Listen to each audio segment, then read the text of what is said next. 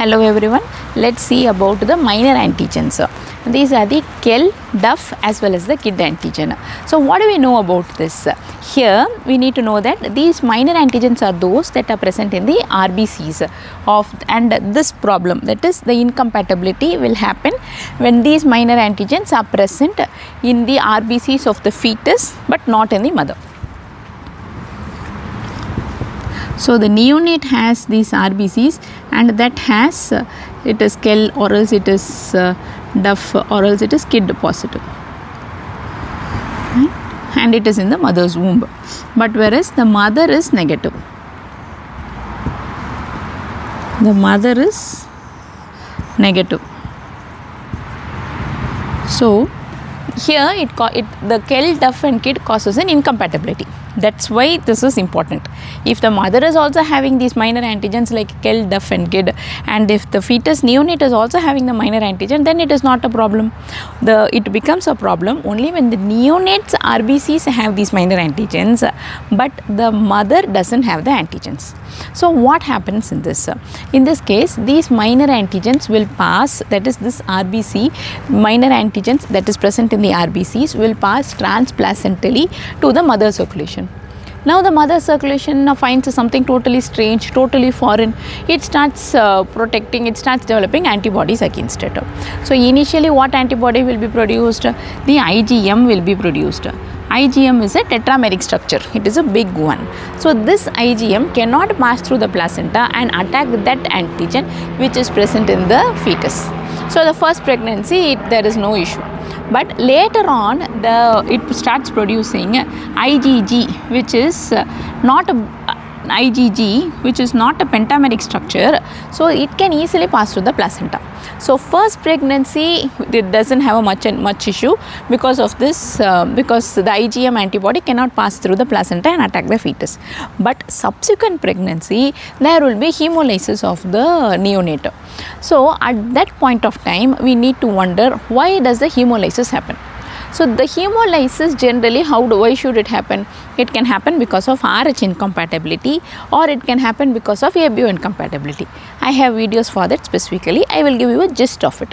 RH incompatibility is similar to this where the neonate instead of having this minor antigen they have the RH antigen. So once that RH antigen enters into the mother's circulation, the mother will start producing antibodies and that will eventually enter the fetus and it will cause hemolysis.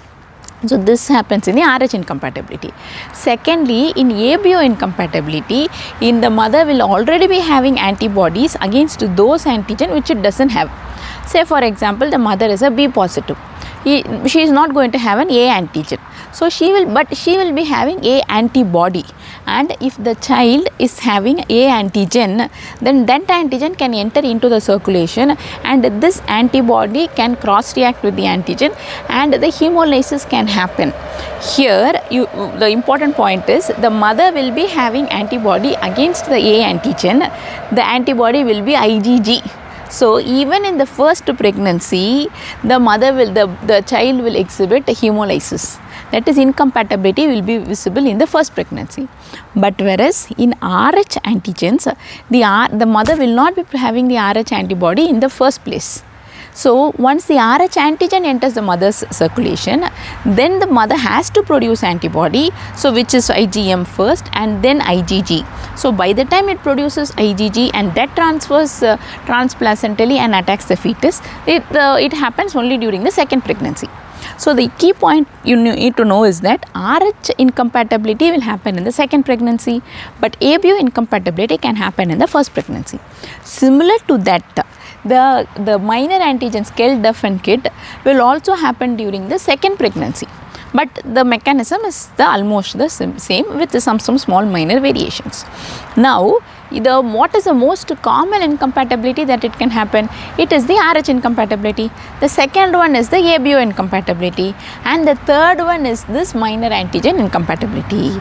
So when you have a case, when you have a mother, when you have a patient, or when even in a vignette where you have a question where there is no incompatibility of the RH, That is, the mother is positive, the baby is positive. Then there is no incompatibility, ABO incompatibility. That is, the mother is B positive and the baby is also B positive. Then, but still, when the hemolysis happens in the second pregnancy, at that time our suspicion should be the minor antigens. So what will be the next best step to determine? How will we know that the baby is having a antigen and the mother is not having an antibody? The next best step is to detect the father minor antigen status. If the father is positive for the minor antigen, then it makes it very clear that, and if the mother is negative, then it makes it clear that the baby is also having the positivity, and therefore that is resulting in a minor antigen incompatibility. So this is in short about minor antigen incompatibility, and the question will be oriented such that what is the next best step? Even though you know the concept, you should know that checking the father's minor antigen status is the next best step. So with this, we will end this short lecture. Thank you for listening all this way.